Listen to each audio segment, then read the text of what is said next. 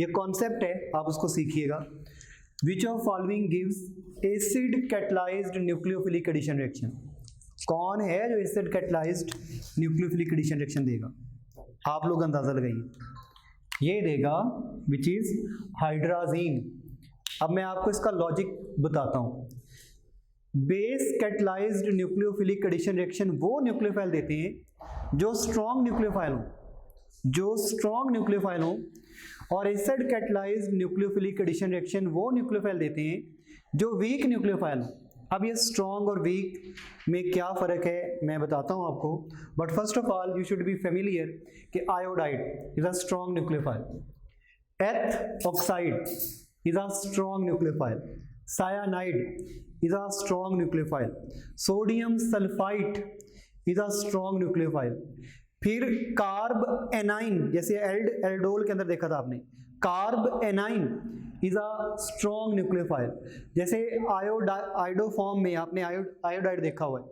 ये सारे strong nucleophile हैं, तो ये तो बेस कैटलाइज देंगे। ये है वीक न्यूक्लियोफाइल। अब मैं इसकी आपको डिटेल बताता हूं, होता कैसे ये रिएक्शन है। वैसे तो आपके पास जब कार्बोनल हो और कार्बोनल के साथ कोई एसिड मौजूद हो, लाइक H पॉजिटिव, तो इस H पॉजिटिव के ऊपर ऑक्सीजन अटैक करेगा। जब ऑक्सीजन अटैक करेगा तो double bond breaks to single bond, तो आपके पास बन जाएगा ये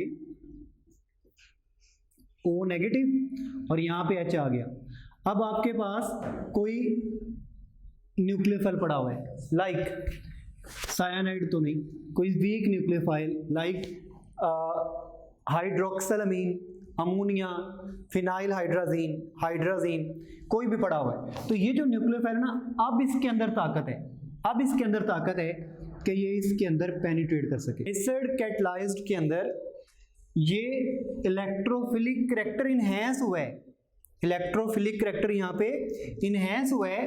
अब जाके न्यूक्लियोफाइल में इतनी ताकत है कि वो इसके अंदर स्ट्रांगली इंटरेक्ट कर सके। बात को दोबारा सुनिएगा, जब इस इलेक्ट्रोफाइल की बात हो रही है ना, पार्शियल पॉजिटिव, इस इलेक्ट्रोफाइल की बात हो रही है, ये जब स्ट्रॉन्ग न्यूक्लियोफाइल होता है ना, स्ट्रॉन्ग न्यूक्लियोफाइल, तो स्ट्रॉन्ग न्यूक्लियोफाइल इसके साथ अटैक करते हैं और इसके बॉन्ड को सिंगल बॉन्ड में कन्वर्ट करते हैं।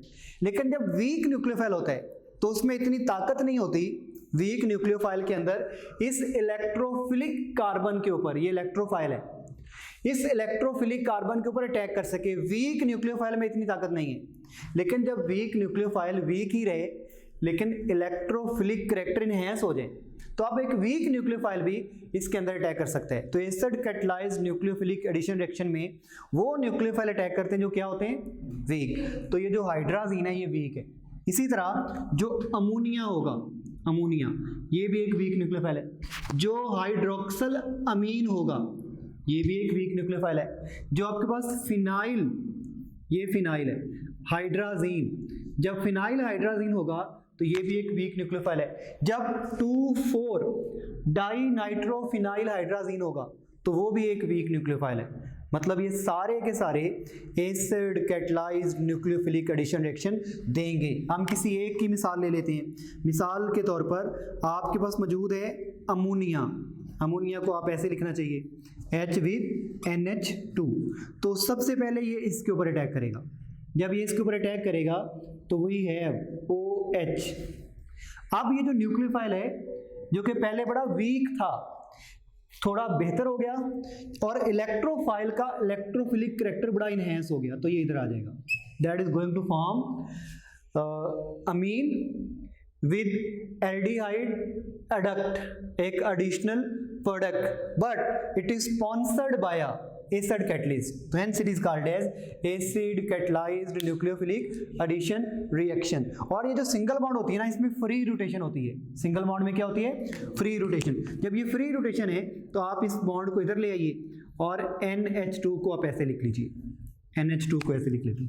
फिर ये जो OH है, ये OH है, ये इसके साथ हाइड्रोजन बॉन्डिंग बना लेते हैं और हाइड्रोजन बॉन्डिंग बनाने से ये रिमूव हो जाता है। जब ये रिमूव होता है तो आपके पास एक एलिमिनेशन प्रोडक्ट बनता है।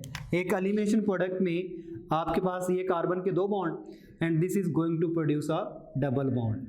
ये आपके पास एक ईमीन बना। आपको पता है ना अमोनिया होता है नाइट्रोजन के साथ 3 हाइड्रोजन, जब नाइट्रोजन के साथ 2 हाइड्रोजन हो तो ए के साथ अमाइन होता है, और जब नाइट्रोजन के साथ 1 हाइड्रोजन और डबल बॉन्ड हो आई के साथ ईमीन होता है। ये इमीन प्रोडक्ट बने, मतलब इस रिएक्शन में ये वाला product acid catalysed nucleophilic addition reaction है और ये वाला प्रोडक्ट एलिमिनेशन प्रोडक्ट है।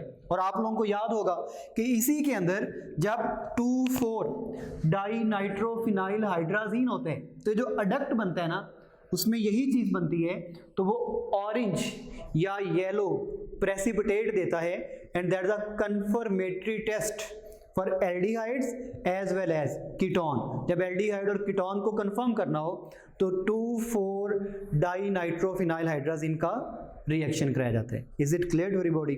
हम लोग पढ़ रहे हैं acid catalysed nucleophilic addition reaction. इसके ट्राइमर भी बनते हैं। ट्राइमर क्या होते हैं? आपके पास ये एक फॉर्मेल्डिहाइड है, you can write it as CH2O। आप इसे CH2O लिख सकते हो। जब ये CH2O में 3 मॉलिक्यूल मौजूद होते हैं तो 3 मॉलिक्यूल आपके पास इस तरह से CH2O बनाते हैं, ये CH2O है। इसी तरह से ये बना CH2O और फिर दोबारा से CH2O। तो this is going to be called as trimer. और इस ट्राइमर को, ये आपको मेथेनॉल है ना, फॉर्मेल्डिहाइड है, तो आपसे क्या बोलते हो बोला? इसका नाम क्या है इस ट्राइमर का? Formaldehyde trimer. इसको क्या बोलते हो? Formaldehyde trimer. और आपको पता होना चाहिए कि दिस इज अ पॉलीमर। और अगर यही एस्टल्डिहाइड हो तो इस एस्टल्डिहाइड में जहां 2 H आए हैं तो एक तरफ क्या आ जाएगा? मिथाइल आ जाएगा and that will be a trimer of acetaldehyde metaphor. ये जो मॉलिक्यूल बनेगा जिसके अंदर 3 मॉलिक्यूल आ जाएंगे तो that will be also a adduct polymer. और ये एसिड कैटलाइज्ड एडिशन रिएक्शन होगा। Acid catalysed like dilute HCl या डाइल्यूट सल्फ्यूरिक एसिड की मौजूदगी में ये रिएक्शन होगा। तो आप कंटिन्यू रखते हो इनके रिएक्शन, तो हमारे पास हैं इनके रिडक्शन रिएक्शन। जब आप इसके रिडक्शन कराते हो तो आपके पास मिसाल के तौर पे मौजूद है कार्बोनल विद 2 हाइड्रोजन, तो आपसे बोलते हो मेथेनल। एंड फिर आपके पास मौजूद है carbonyl with 1 methyl and another hydrogen, this is ethanal. और फिर आपके पास मौजूद है carbonyl with 3 methyl which is called as acetone या कीटोन या प्रोपेनोन। आप जब इसके साथ हाइड्रोजन मिलाते हो, हाइड्रोजन एंड हाइड्रोजन में be in presence of platinum या प्लाडियम एट माइल्ड हीटिंग, तो एक H इधर आ जाएगा, दैट विल बिकम CH3 और एक H उधर चला जाएगा, दैट विल बिकम OH। तो आप मेथेनल को मेथेनोल, अल्कोहल मतलब एल्डिहाइड को अल्कोहल में कन्वर्ट करोगे और बेसिकली इसके अंदर हाइड्रोजन ऐड करोगे। जब इसके अंदर हाइड्रोजन ऐड करोगे तो reaction is going to be called as reduction reaction. इसी तरह आप जब इसके अंदर हाइड्रोजन ऐड करोगे similarly in presence of platinum या प्लाडियम ऑन हीटिंग, तो एक H यहाँ आ जाएगा, that will be CH3 with CH2 और एक H O के पास जाएगा। दिस इज एथेनोल, मतलब ethanal is going to change into ethanol. Hydrogen फिर ऐड हुआ है, अगेन इट इज रिडक्शन। और जब आप कीटोन लोगे, एसीटोन लोगे, तो इसमें फिर उन्हीं कंडीशंस के अंदर this one is going to form CH3 along with OH and hydrogen. तो इसका कार्बन 1 2 3, इसको आप नाम देते हो 2 propanol, that is also called as secondary alcohol. और ये दोनों कौन से हैं? ये दोनों प्राइमरी अल्कोहल है। प्राइमरी अल्कोहल क्या होते हैं कि OH एक ऐसे कार्बन से लगा हो जो आगे फर्दर किसी कार्बन से अटैच ना हो या सिर्फ एक कार्बन से अटैच हो, that is a primary alcohol. और जब OH एक ऐसे कार्बन से लगा हो जो आगे फर्दर दो कार्बन से अटैच हो, that is called as secondary alcohol. इस रिडक्शन में आप टर्शरी अल्कोहल नहीं बना सकते हो, टर्शरी अल्कोहल फॉर्म नहीं होता। अच्छा, इसकी बजाय प्लाटियम या प्लाटिनम की बजाय आप सोडियम बोरोहाइड्राइड भी यूज कर सकते हो, sodium borohydride. Again it will give a reduction product, इसमें भी रिडक्शन होगी और हाइड्रोजन ऐड होंगे और similar type of alcohol form होते हैं प्राइमरी और सेकेंडरी। फिर आप इसकी करा सकते हो ऑक्सीडेशन। जब आप इसकी ऑक्सीडेशन कराते हो तो ये have a variety of product. हमारे पास कई डिफरेंट टाइप के एल्डिहाइड हैं, तो डिफरेंट टाइप की ऑक्सीडेशन होगी। ये आपके पास मौजूद है फॉर्मेल्डिहाइड।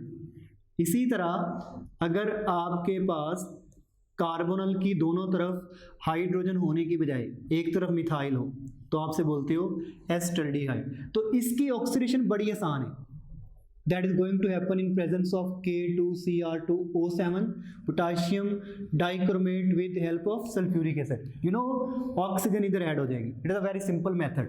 तो जब इधर ऐड होगी तो फॉर्मेल्डिहाइड से आप बना पाओगे formic acid which is also called as methanoic acid.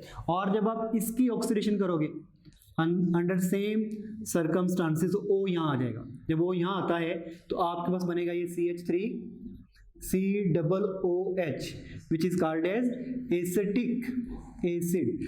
तो जब एल्डिहाइड्स है ना तो एल्डिहाइड्स की ऑक्सीडेशन करना बड़ा ही आसान, लेकिन जब कभी आपके पास कीटोन हो तो कीटोन की ऑक्सीडेशन करना कंपैरेटिवली एक टफ जॉब। तो कीटोन के लिए हमें क्या करना होता है? कीटोन के लिए पहले क्लीवेज होती है, पहले मॉलिक्यूल की ब्रेक डाउन होती है और उस ब्रेक डाउन के बाद फिर जाकर उसका ऑक्सीडेशन प्रोडक्ट तैयार होता है। लाइक जब ये मॉलिक्यूल मौजूद है दोनों तरफ सेम सॉर्ट ऑफ मिथाइल मौजूद है, आपसे बोलते हो symmetrical ketone, this is a symmetrical ketone. तो किसी एक तरफ से आप कार्बन को ब्रेक कर दो, क्लीवेज कर दो। तो जब ये मॉलिक्यूल मौजूद है ना तो आपके पास बचा CH3COOH that is acetic acid. अब एक कार्बन वाला कार्बोक्सिलिक एसिड बनेगा तो that is HCOOH। This one is going to be called as formic acid. लेकिन अगर कभी ये अनसिमेट्रिकल कीटोन हो, unsymmetrical ketone like CH3 CH2 C double bond O CH3, this is unsymmetrical ketone. तो ये unsymmetrical ketone potassium dichromate sulphuric acid और heating पर यहाँ से क्लीवेज होगा, उधर से ब्रेकडाउन होगा जहाँ से R ग्रुप बड़ा है। क्योंकि जिधर से R ग्रुप छोटा है ना उस मॉलिक्यूल के अंदर अट्रैक्शन ज्यादा है, उस मॉलिक्यूल के अंदर अट्रैक्शन ज्यादा है, वो पोलर पार्ट है। जिधर R ग्रुप बड़ा होता है वो नॉन पोलर पार्ट बनता है, उसको तोड़ना क्लीवेज करना आसान, लिहाजा ये मॉलिक्यूल इधर से टूटेगा। जब इधर से टूटेगा ना तो एक मॉलिक्यूल बनेगा कार्बोक्सिलिक एसिड बनेगा दो कार्बन वाला, तो CH3COOH इज एसिटिक एसिड। एक दूसरा मॉलिक्यूल बनेगा फिर दो कार्बन वाला, दैट इज अगेन CH3COOH। तो this is a same sort of molecule, मतलब दो एसिटिक एसिड बनेंगे बिकॉज दोनों तरफ कार्बन की तादाद बराबर है। तो this is a oxidation of ketone which is tough as compare to aldehyde. Is it clear to everybody?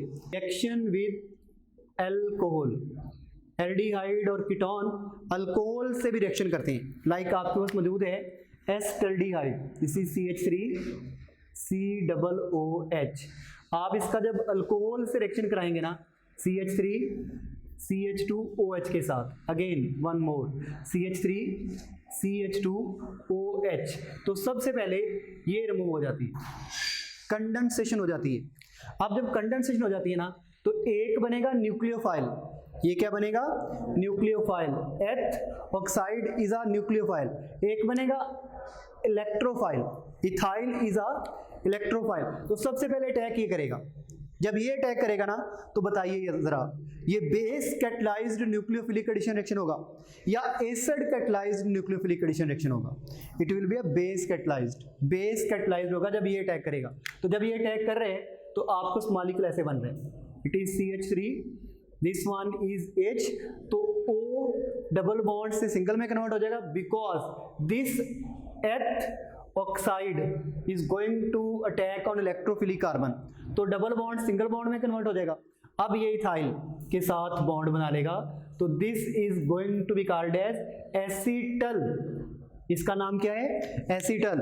और अगर इसका आईयूपैक नेम देना हो तो this is carbon number 1, this is carbon number 2, तो आप इसका नाम देंगे 1,1 di ethoxy ethane, 1,1 di ethoxy ethane and overall it is called as acetal.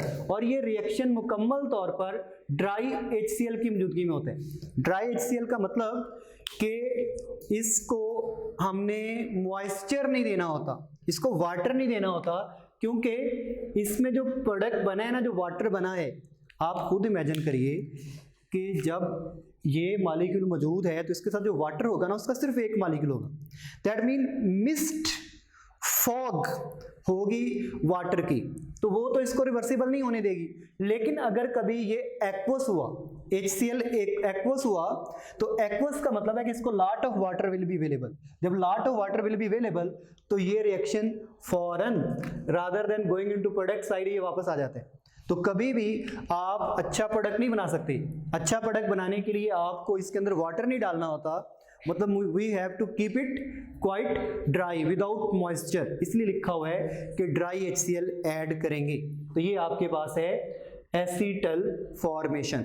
फिर एक और बड़ा इंपॉर्टेंट MCQs के हवाले से क्वेश्चन आता है, दैट इज आइडोफॉर्म रिएक्शन। और आइडोफॉर्म के रिएक्शन बेस कैटलाइज्ड न्यूक्लियोफिलिक होते हैं। तो इसमें MCQ बड़े अहम बनते हैं। MCQ बनाने की बजाय मैं इसकी थ्योरी बयान करता हूं ताकि आप खुद से काफ़ी सारे MCQ बनाओ। तो ये कौन से कार्बोनल ये रिएक्शन देंगे, वो कार्बोनल ये रिएक्शन देंगे, वो कार्बोनल ये रिएक्शन देंगे जिनके पास हेमिंग alpha carbon as a methyl group, जिनके पास अल्फा कार्बन हो और वो मिथाइल हो, वो आइडोफॉर्म रिएक्शन देंगे। मिसाल के तौर पे आपके पास मौजूद है फॉर्मेल्डिहाइड, तो फॉर्मेल्डिहाइड के अंदर जब आप आयोडीन ऐड करोगे बेस की मौजूदगी में, तो ये कोई प्रोडक्ट नहीं बनाएगा, क्योंकि इसके पास तो अल्फा कार्बन ही नहीं है। और जब अल्फा कार्बन नहीं है तो अल्फा कार्बन ऐसा मिथाइल कैसे हो सकते हैं? अलबत्ता जब आपके पास एस्टल्डिहाइड हो, तो एस्टल्डिहाइड के केस में this is alpha carbon and luckily that is alpha carbon as a methyl. तो अब ये आयोडीन के साथ मिलकर एक बेस की मौजूदगी में, इसीलिए मैं कह रहा हूं it is a base catalysed nucleophilic addition reaction. अब ये आइडोफॉर्म देगा and iodoform is a alkyl halide, a type of alkyl halide, क्योंकि अल्काइल हैलाइड मोनो हो सकते हैं, डाई हो सकते हैं, ट्राई हो सकते हैं, टेट्रा हो सकते हैं, but this is a try triiodomethane and IUPAC name is 1,1,1 triiodomethane and commercially it is called as iodoform. तो ये जो आइडोफॉर्म बना है इसके साथ हमारे पास सोडियम फॉर्मेट बनेगा और मल्टीपल प्रोडक्ट बनेंगे। तो ये जो आइडोफॉर्म है इसके कौन से प्रेसिपिटेट होते हैं, मतलब दैट गिव येलो प्रेसिपिटेट। अब आप मुझे बताइएगा कि क्या ये मॉलिक्यूल आइडोफॉर्म टेस्ट देगा? क्या ये वाला मॉलिक्यूल आइडोफॉर्म टेस्ट देगा? ये देगा, क्योंकि इसके पास अल्फा कार्बन एक होना जरूरी है, दो भी हो तो ठीक है मतलब, तो ये देगा। लेकिन अगर आपके पास ये वाला मॉलिक्यूल हो CH3 CH2 C double bond OH, this is propanal. अब बताइए क्या प्रोपेनल आइडोफॉर्म टेस्ट देगा? नहीं देगा, क्योंकि this is a alpha carbon and unluckily that is not a methyl, this is 3 pentanone. क्या 3 पेंटेनोन आइडोफॉर्म टेस्ट देगा? नहीं देगा। लेकिन अगर ये 2 पेंटेनोन हो, दिस इज अ 2 पेंटेनोन, क्या अब ये आइडोफॉर्म टेस्ट देगा? देगा, क्योंकि it is alpha carbon as a methyl. मतलब 2 पेंटेनोन और 3 पेंटेनोन में डिस्टिंग्विश करने के लिए कौन सा टेस्ट यूज होगा? आइडोफॉर्म यूज होगा। Is it clear to everybody?